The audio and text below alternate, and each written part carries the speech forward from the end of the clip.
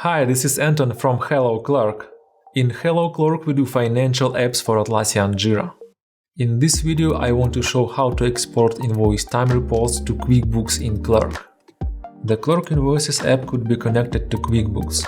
This integration allows sending invoices and time reports to QuickBooks. Let's see how we can attach detailed time reports to invoices sent to QuickBooks from Clerk. Every time-based line in Clerk has time report. This time report could be attached as PDF to invoice when we send it to QuickBooks. To do this, we need to check our invoice layout settings.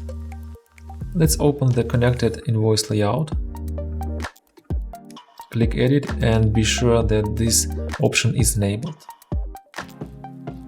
Now we can get back to our invoice and export it to QuickBooks.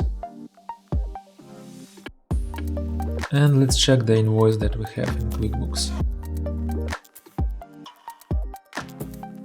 So as we see, time reports are attached.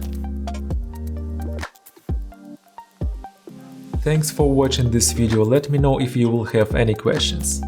And try our apps for free in the Atlassian marketplace.